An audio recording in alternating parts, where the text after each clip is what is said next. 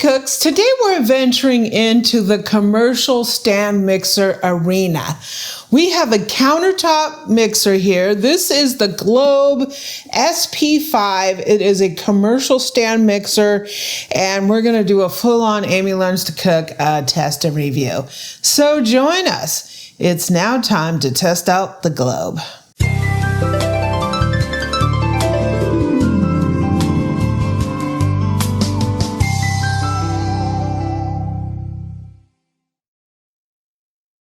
So we've looked at commercial stand mixers before. We looked at the Hobart N50. I really like that mixer. It's one of my favorite, right? Today we're looking at an equally sort of mixer that's in that arena. So you can't get this at a regular retail store. You're going to have to order it. I think you can order from Amazon. You have to order it from like a restaurant supply store because the target market of this mixer is the restaurant industry. So as we move into sort of a commercial kind of stand mixer, we're starting to look at mixers that have a different kind of duty cycle to them, meaning these mixers are built to be in a commercial environment. So that means it's going to be used all day, every day, repeated batches. So it can go longer, presumably, than a regular residential stand mixer that's built for the, the occasional user. These mixers are built for someone who's going to use it all day, every single day.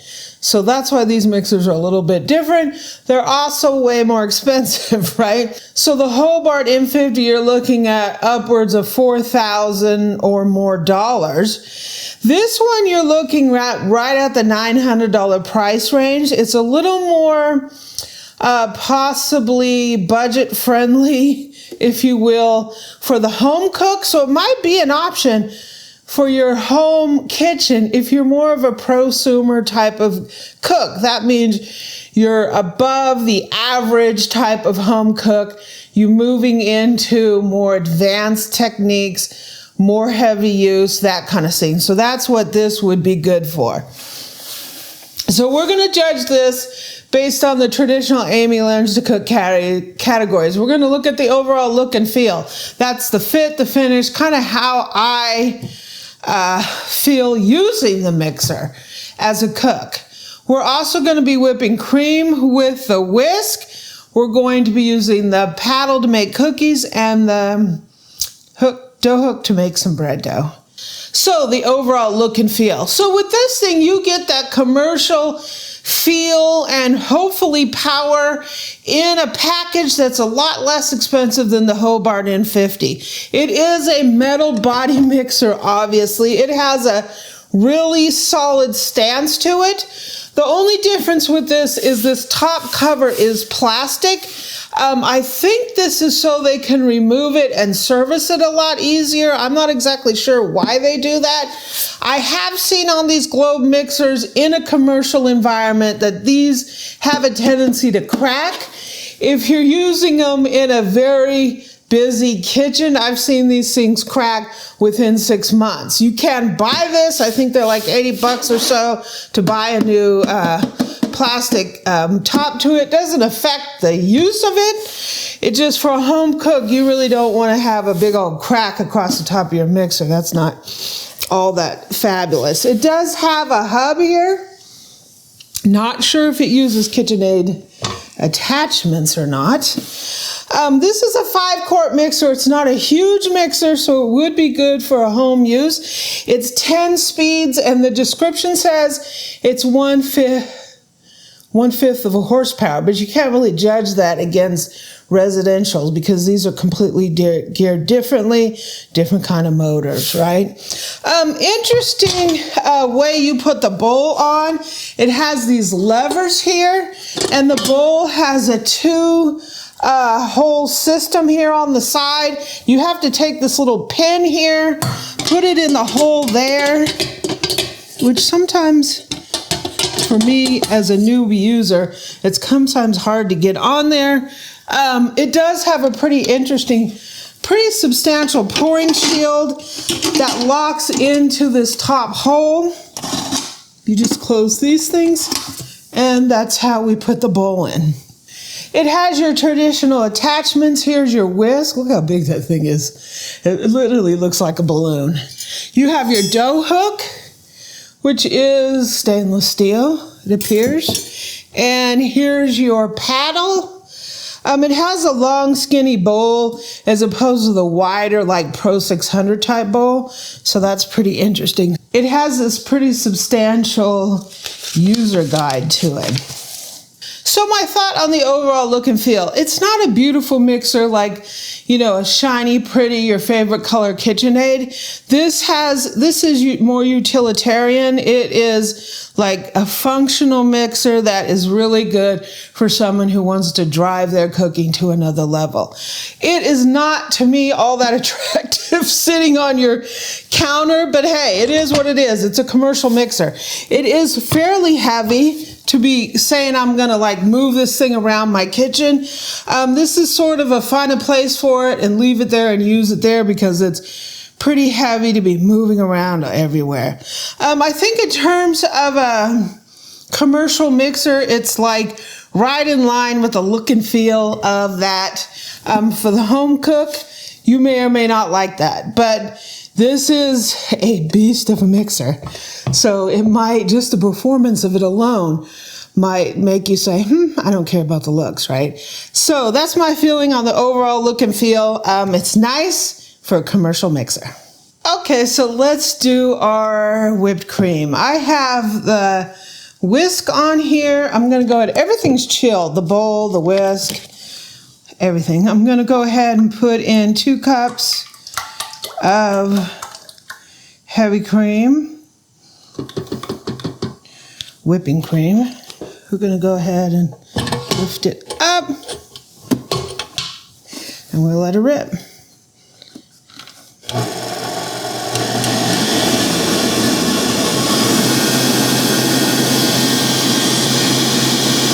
Seems pretty quiet of a motor.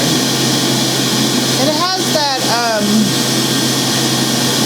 I don't know, similar motor sound that other commercial mixers have used. Really smooth.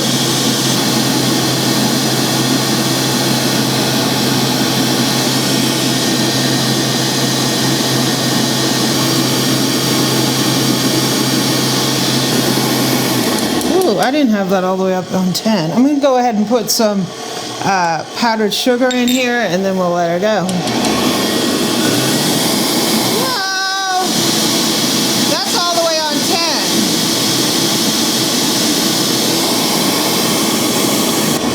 Whoa, I think I had it on like 8 before. When I turned it on 10, it was like, cowabunga! Whoa, okay.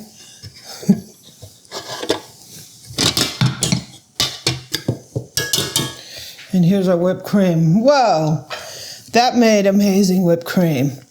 Amazing. Yeah, look at that. Woo, okay, so I had that on an 8. When I turned it on a 10, it went off like a rocket.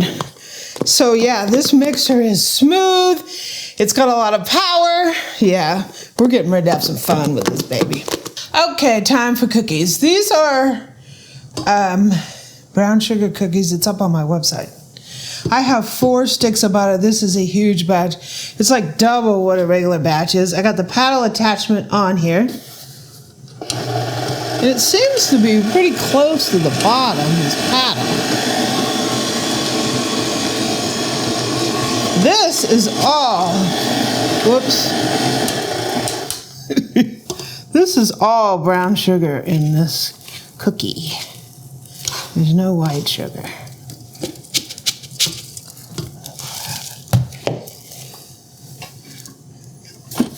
Let me lower this down, because I can't get that in there.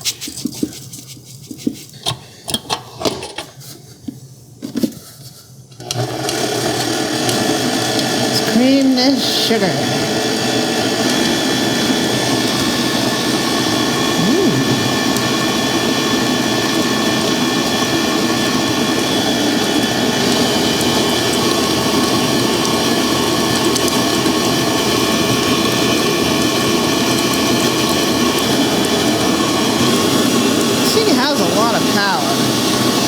No doubt.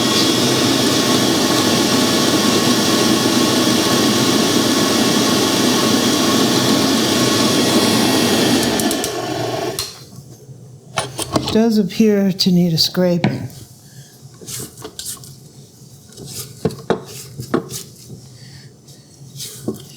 These narrow burls, it's not quite as easy to get in here when you need to scrape as it is with the wider ones.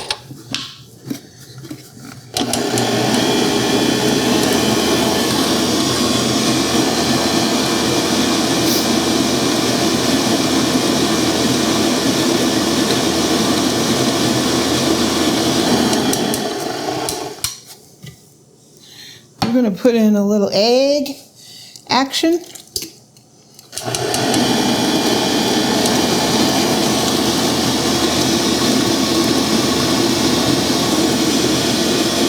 I'll pop in some vanilla.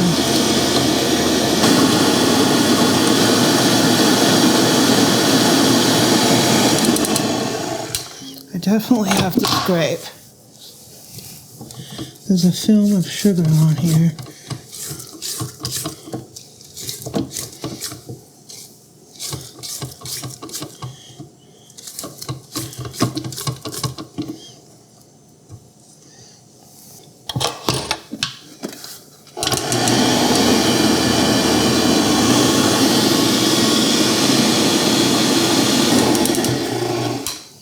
So I got my flour, salt, baking soda in here.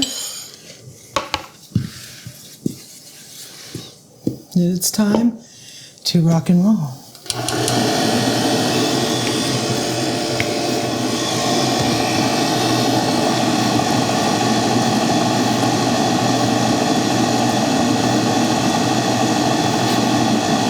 This is a big batch. This is 6 cups of flour and 4 sticks of butter.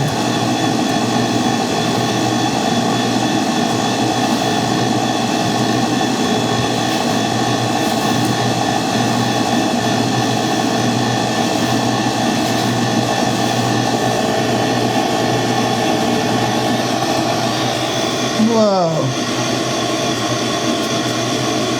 That's pretty good. I do see, whoa, it is bound up a little bit. See this hunk of junk here? Hunk of junk? It's ground up quite a bit on that paddle.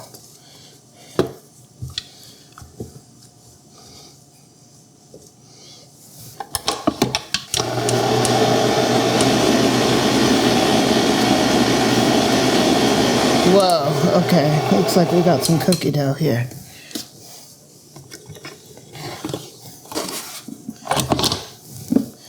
Whoa. Whoa. Whoa. Whoa. That's a heavy bowl of dough. Holy moly, yeah, look at it. It did bind up in the paddle quite a bit. Oh. Yeah. Whew.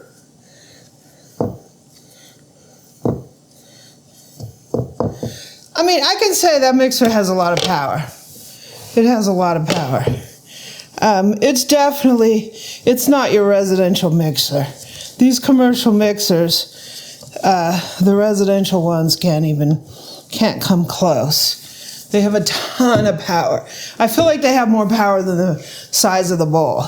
You're still not supposed to mix cement and gravel in it, though. No, but you never get a feeling that it's going to just throw a rod like you do with some residential mixers.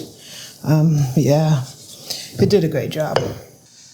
Okay, it's bread dough time. I have the hook on here, the bread dough hook, and we're putting in some warm water in here. If I can get it all in there. We have sugar. And we have yeast. This is instant yeast, Saf. and I'm using some olive oil. This is like a 6-cup recipe, so it's pretty good size.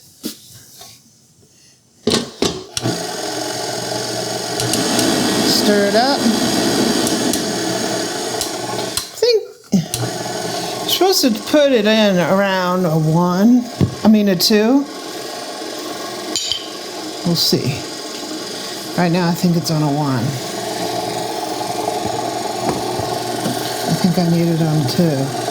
That's pretty slow.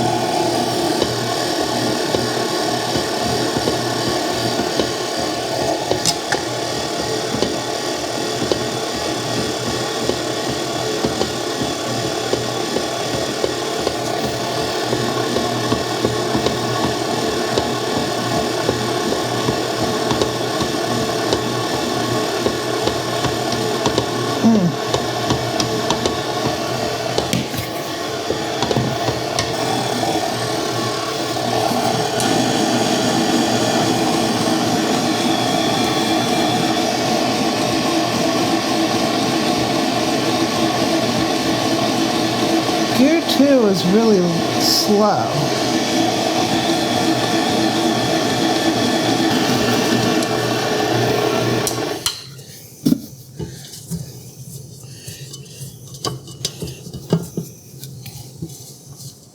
It's not super dry, so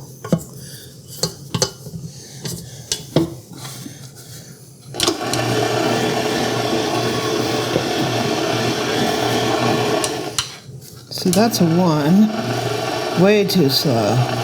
That's a 2.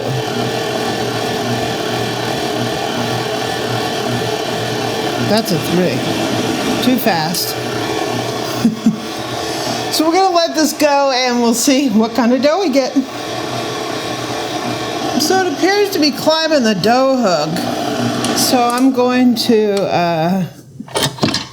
knock it down a little bit. I might have it slightly sticky. I don't want it to get too dry though, because it's sticking on the bottom and it's climbing the hook.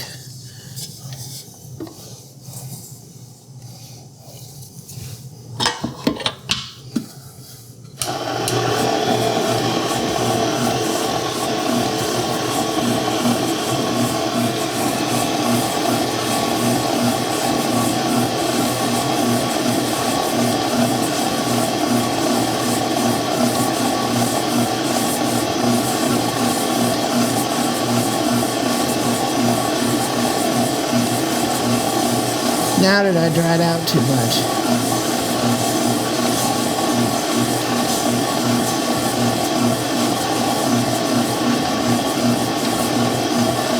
Yeah, it seems to be coming together.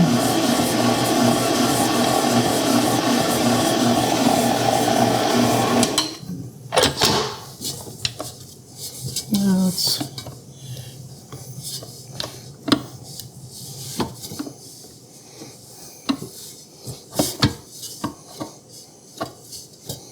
when I squeeze it, I can feel the dampness, so it's fine.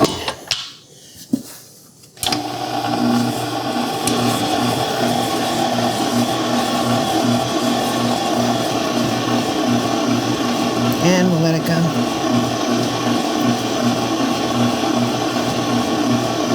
So this mixer is just going and going. I can say that this is not the same as a residential because I don't have that feeling of sometimes the hesitation when the dough goes around to the side of the bowl, struggling on the motor. I don't have any of this. This reminds me a lot of ways. It doesn't sound the same, but it reminds me of the way the Hobart operates.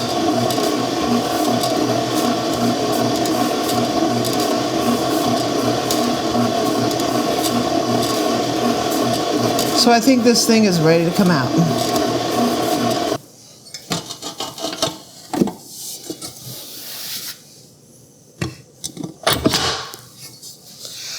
Okay, so our dough is done here. Yeah.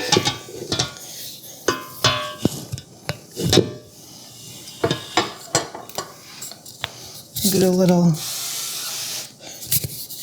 oil spray on here. So, sticky on the bottom there. So it did a great job with the dough. I really felt like that motor could just keep going and going. Like I said, I don't have the same feeling as I do on a lot of residential mixers that it's just gonna, you know, look at that, look how beautiful that is. It's just gonna stop or grind, or the head's gonna bounce around. Of course, it's a bowl lift, but look how beautiful that dough is. Yeah, I like it.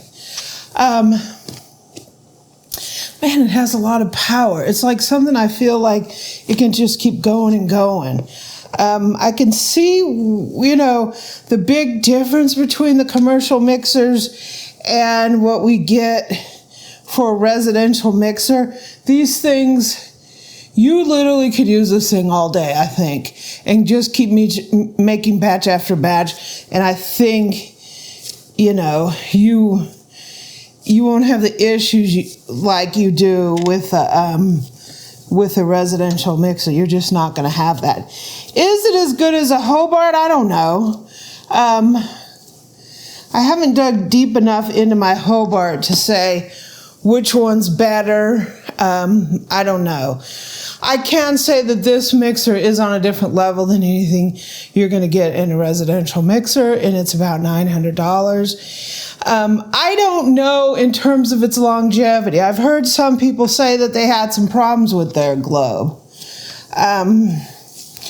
In the limited amount of reviews there are on like the Webstront kind of websites, the problem is they're used in a commercial kitchen, so they're not like how residential equipment, there's a lot of people on the internet talking about it and reviewing it and all that stuff, because the vast majority of these are bought by, you know, the management, and they're used by the people working there. And the people working there don't go on the internet and flash around making reviews about it because it's not their mixer, they don't own it, right? It's like the residential ones, there's a lot more opinions about that. So there's just not the body of reviews and people like mainstream using this mixer. So I can't tell you what kind of longevity this kind of mixer has, because I obviously have, this is just brand new out of the box. I can tell you that it has